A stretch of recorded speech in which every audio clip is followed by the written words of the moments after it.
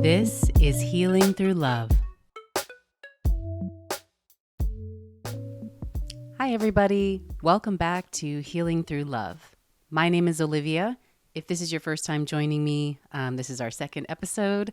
I am just a 32-year-old woman living single in New York City, and I have never been in love.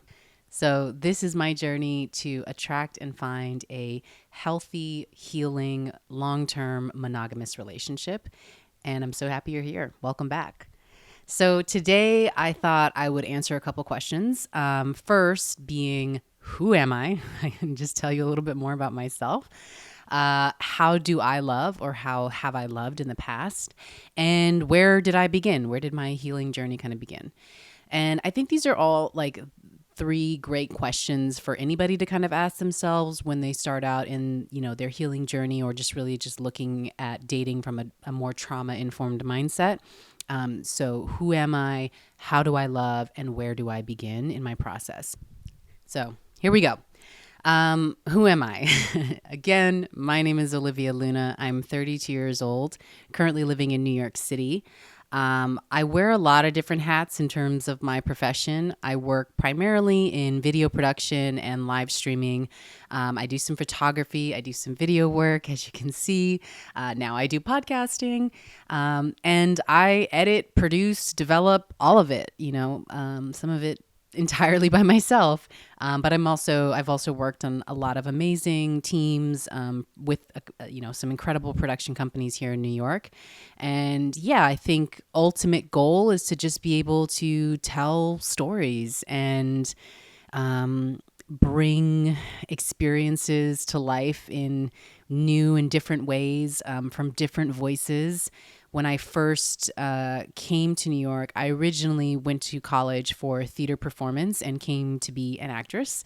Wanted to be on Broadway, wanted to be, just a star, of course. And that never really happened, never really panned out. I had some good hits. You can definitely Google me and probably find some embarrassing stuff on the internet. But I think the ultimate, realization I had was that my story, my voice just wasn't being written, wasn't being told. A lot of the roles that I was booking were pretty stereotypical. Your everyday, the best friend, the vixen, the, uppity, preppy black girl or whatever. And they just didn't have any kind of substance, and just, it was just the same kind of narrative that has sort of always been told, and is told through a very white, heterosexual, binary tone. And I wanted to change that in some way. And I wanted to be able to produce and tell my own story, and tell the story of other people that I also wasn't seeing, in media. And also just how we consume media in general. So the company that is producing this podcast is called Solidarity Media. It is a woman-owned production company. I am one of the co-founders, along with some other incredible badass women. And that is kind of our mission, is to really just transform and change the images that we consume, really making sure that they are diverse, that they're inclusive, that they are honest, and that they are showing the full complexities of a person. And I think that's part of, what sort of led me onto this journey is I didn't want to just be this one note, or I always thought that I had this kind of boring, vanilla sort of slate sort of view of myself, I guess. And I really wanted to just understand more clearly who I am, all of the different kind of complexities that I have, and everything that has informed all of the decisions and choices that I make today. Really just digging into understanding all of that. So that's part of what this podcast is about. That's definitely part of what my process and journey has been. And I'm excited to really just continue to answer that question. Who the hell am I? Some fun facts about me. I am a Scorpio, so very passionate, fiery individual. I feel like Scorpios get like a bad rep, but then as I think about how I am, I'm like, no, wait, actually, I can be a lot of those things. Definitely the type of person that if you are my people, like you are my people for life, we are good to the end. I am your ride or die. But if you do me wrong, you gonna get iced out and you are going to feel it. I'm sorry. I know it's horrible. I don't want to be that kind of Scorpio, but I am. It's very much like a boundary safety thing. You know, if I don't feel comfortable with somebody or, you know, they were unreceptive to who I am or not willing to accept my full authentic self, then you can go, right? Like we can put the walls up and that's that. But I also, again, part of this journey has made me realize that we are complex beings and people change and people grow. So I've definitely been working on, you know, not fully just cutting people off forever, but really giving folks grace and compassion and understanding. And if someone is, you know, open to talking, I love deep, difficult conversations. So I'd rather just like, you know, talk it out rather than just, you know, have to cut somebody off and that's that. So that's a little bit a part of, you know, what I'm going to answer next. But just a fun fact about me. She's a Scorpio. Another fun fact, something random. There is a chair in my house that was once sat upon by the amazing cellist Yo-Yo Ma. And I kind of love telling the story because it's like, it was one of the first like big production jobs that I booked when I first moved to New York. I was just a PA, and it was such a very New York shoot. Like we are up on some luxury high-rise rooftop. The skyline is like behind him. Yo-Yo Ma is like up on this platform, and you know he's playing the cello, and it's just beautiful, like camera movements and lights and everything. It's just an incredible shoot, and the chair that he's sitting on. Throughout the whole thing, I was responsible for kind of like lugging it around because we went to a couple different like scenic New York locations. And, you know, the whole plot, I guess, of the commercial is that he's like playing in these very New York iconic locations. And so the whole day I'm like lugging the chair around and everything. And at the end of it, you know, after we wrapped, by the way, Yo-Yo Ma is such a great guy, super chill. He was super cool, very easy to work with. Big fan. But at the end of the day, the production manager was just kind of like, okay, do we want to lug this chair back to the office? Like, what do we want to do with this? Can we return it? I don't know, whatever. And he was about to say, maybe we just throw it away. And I was like, no. I'll take it. Like at that time, I feel like I had just moved into an apartment that I maybe had like, I don't know, a bed and that's pretty much it, a bed and a dresser. So I didn't have any furniture. And so this was kind of like a win-win for me. I was like, ooh, a free chair and a great story because this was once sat upon by Yo-Yo Ma. So yeah, fun fact about me. I have that in my house. Okay. Anyway, enough of the pleasantries. So the big question, how do I love? So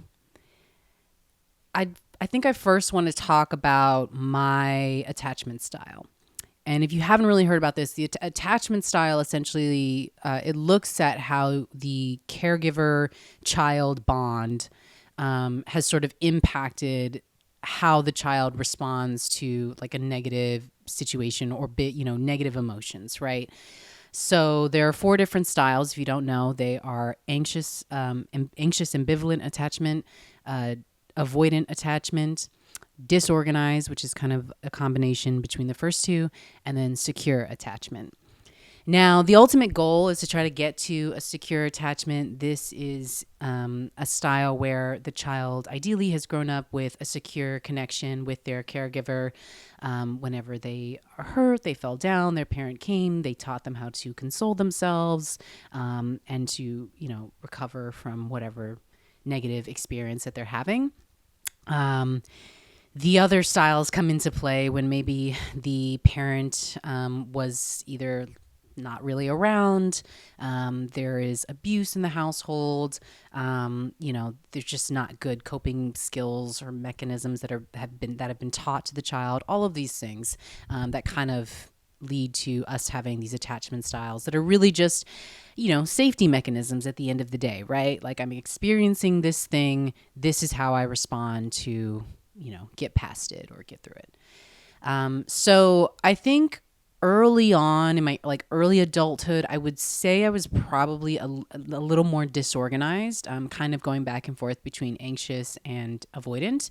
And it was really dependent on just my circumstances at the time, either if I was really stressed out at work or had a lot of financial issues that I was dealing with or whatever, I would put dating on the back burner. You could no one could holla at me. No dude was ever going to approach me, just because I was just so walled off. And even in friendships and just being able to have good working relationships with people, I would often just be super avoidant, just walking away from any kind of difficult conversation. And at the same time, I have this very, very strong people pleasing mechanism that results in a more anxious attachment style when I'm in a relationship, right? Once somebody's kind of gotten past the wall, if I let you win, I do everything in my power to try to keep this person, happy and in my good favor and in a relationship with me, because I have a fear of being abandoned.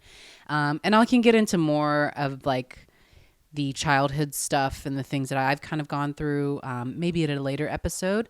We're still going to know each other, But I do have abandonment wounds that I'm sort of working through and that have caused me to have this more anxious style when I'm in a relationship.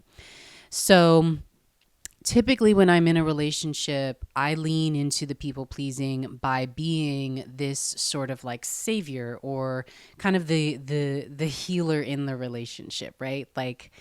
I jump to pay for my own meal on the first date or whatever, on every date, really. I buy my partner gifts and make sure I go out of my way to show up for their things, support them, shout them out, all of this stuff to just really try to be the best partner, the best girlfriend, right?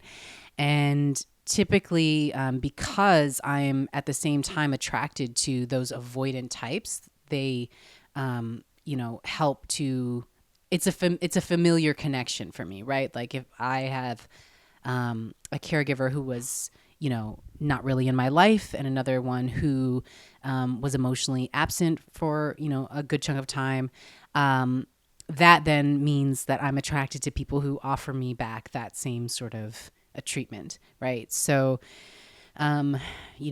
typically attracted to guys who tell me straight out the gate they're not looking for a relationship, and I just get it into my head to say, well, it's my job to change his mind, right? And for a really long time, I thought that's what love is, right? That's how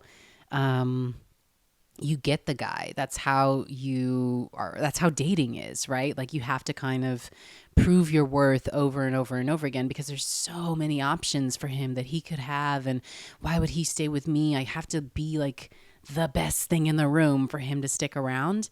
And meanwhile, that's all scarcity mindset, right? It goes both ways. I also have all these options, but I wasn't thinking like that.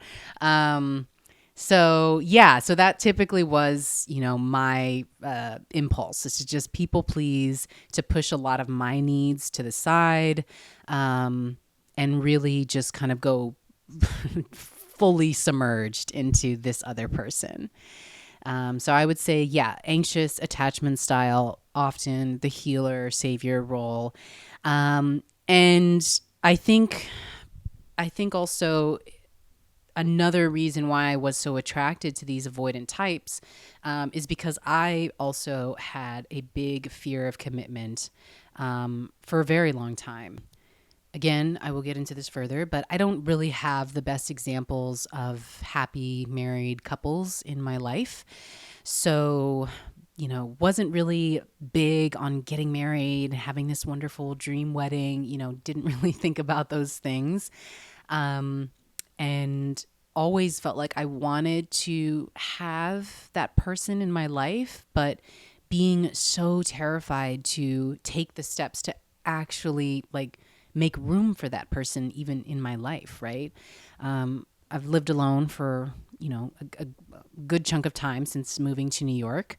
If you looked at my life from the outside or even just on paper, like none of it would ever say that she is open or able to be in a committed relationship, right? Like I was working all the time. I know how to stay busy, and I like even things that aren't necessarily paying me. I was just saying yes to everything and just like constantly working and really just burning myself out. And so then having no energy to take care of myself, let alone, take care of a relationship or contribute to a relationship.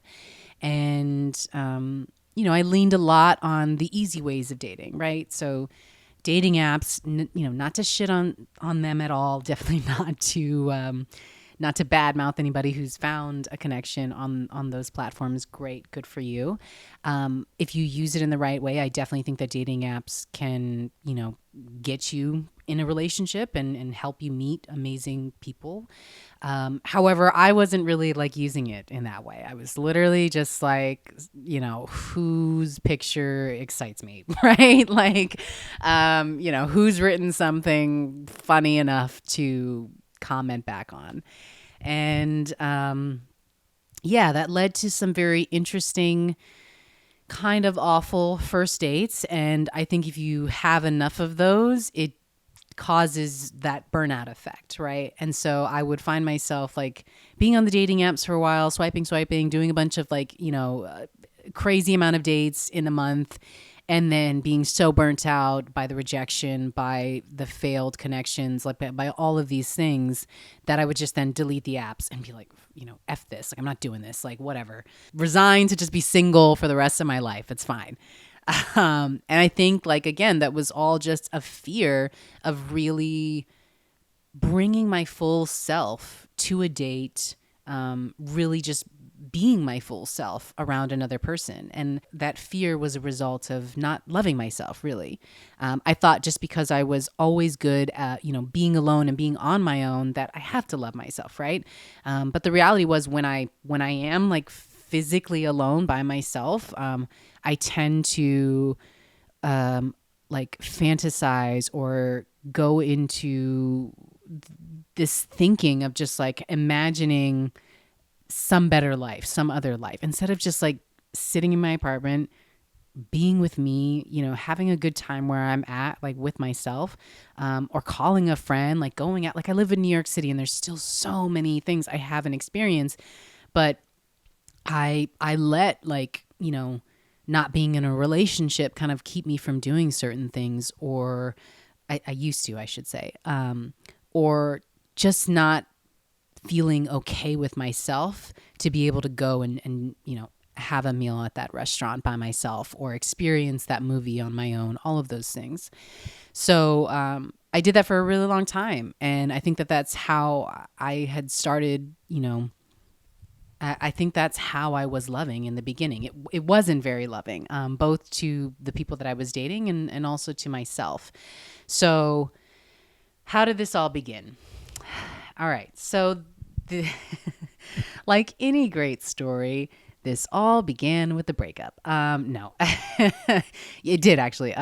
So at the beginning of last year, we are now in 2023. So the beginning of 2022, I had met someone and we dated very, very briefly. However, it was a really emotional connection, a really like deeply emotional relationship where, again, he had just kind of gotten out of something. I was the healer savior who wanted to just come to his rescue and teach him how to love again and all that stuff. And, it ended up being this trauma bond that sort of formed between the two of us. He could sort of let out everything that he had experienced in the previous relationship project a lot of it into our relationship. And I sort of did the same, right? Like I took all of what he was saying and projected things back from my own experiences.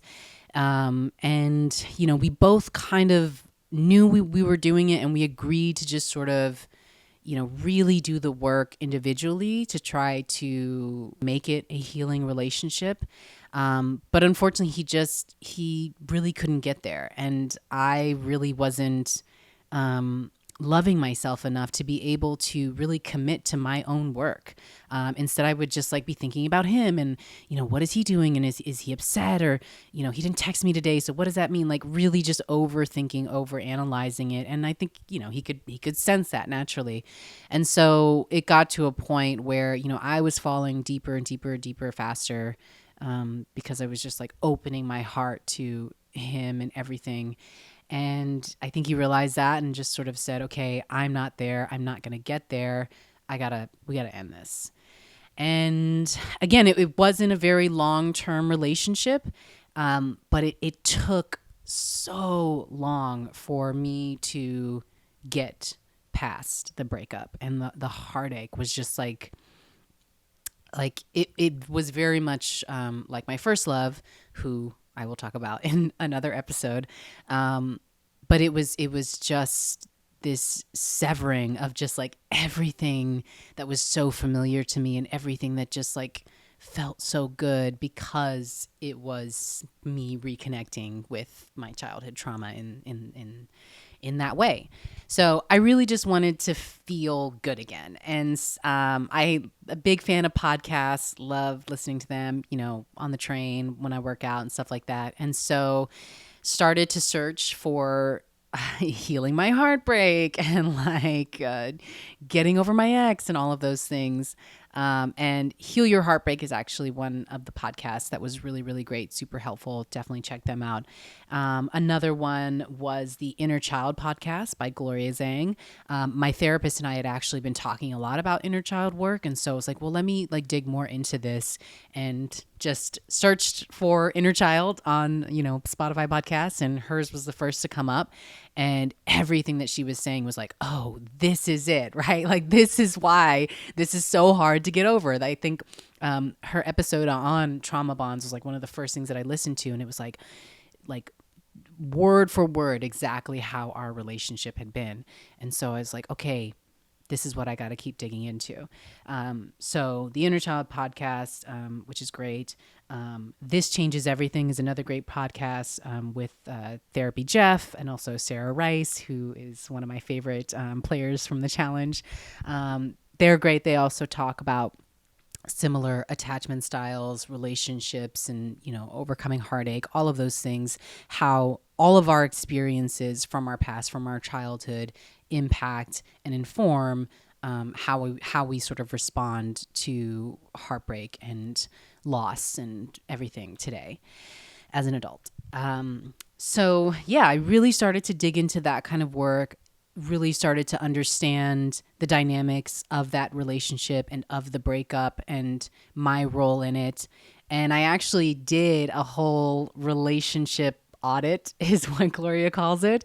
And man, it was so hard to get through that, because it was so obvious to me. Like when you really like put all of your relationships out in front of you and look at your like dating timeline, the mistakes just, or not so much the mistakes, but your patterns just become so much clearer, right? So definitely highly recommend, doing a relationship audit for yourself. Check out Gloria's, workshops and everything. Her programs are amazing. I took part in her soulmate program, which was incredible. Looking at my history, I realized that I was taking on a lot of the same kind of roles in the relationship. A lot of my relationships were rebounds, really, where I was like, the girl that this serial monogamist was kind of like jumping to next. And I was the catalyst for him in a lot of ways. Like I would just come with like, fully accepting him, fully embracing him, supporting him, cheerleading and everything. And once this guy felt confident enough and good enough to like go back out there, kick Olivia to the curb, right? No, I shouldn't say that. But yeah, I think that they're realizing that like I was more invested into the relationship than they were, and ending it as a result. So I think ultimately I'm super, super thankful that the relationship last year did come to an end, because it did lead me down this path. And it did lead me to some incredible resources and outlets, which I, will continue to share about as I do these episodes. A couple great reads that I have here. So, All About Love by Bell Hooks, such a great read. She really just kind of examines, you know, gender roles in our society, and how that has kind of informed how we love and don't love one another. And also the racial differences, impacts. I'm going to do a whole episode on dating as a woman of color, because that's definitely been a huge kind of understanding for myself. And then this other book, The Body Keeps the Score, I'm sure you've heard of it. Incredible read, just talking about brain, mind, and body in the healing of trauma, how we physicalize trauma. Like that was a huge helpful thing for me, because like I said, went to college for theater, but my focus was primarily in physical theater. So clowning, fight choreography, dance, movement based storytelling, right? And there were so many classes where we would just people watch, right? Like we'd sit on campus and just watch how somebody moves, how they stand, how they breathe, their stride, like all these little like intricacies that could help us like form and develop a character that we were doing for a scene or a show or whatever. And that really just made me think about like, how I carry myself, and the kind of like where I hold tension and where I'm a little more loose, and why is it that I'm my stance is usually pretty like sunken in, or my walk is very much just like when I walk, people tell me all the time, they're like, you look so angry when you walk around, Olivia. And I didn't realize that, but it did definitely tell me a lot about myself, in that like that is part of that avoidant nature, is to just like move through the world, because I feel everything and everybody around me, and I just want to like get from A to B and not be bothered.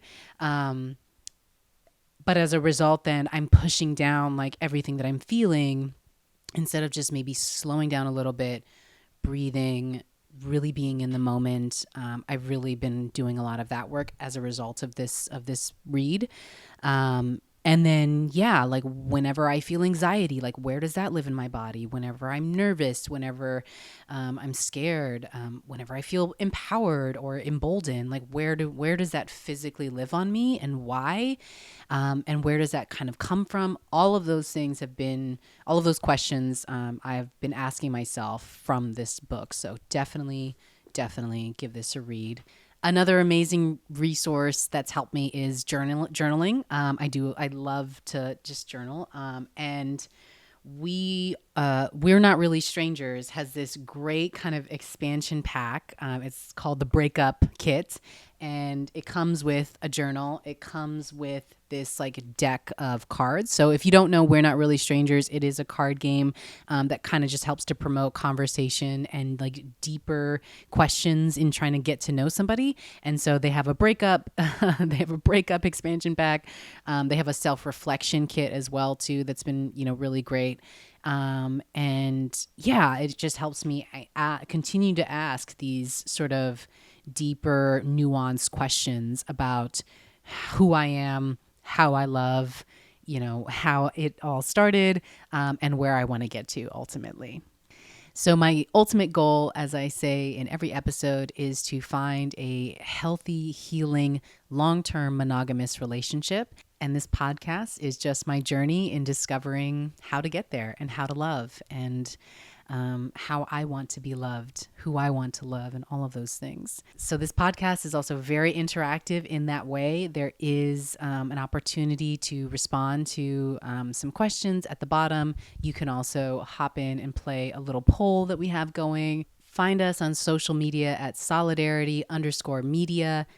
Send us your stories, your experiences. Definitely hope to have a couple guests on here that I've sort of met and learned from throughout this past year in this journey. So excited to share and talk more with you soon. This has been Healing Through Love.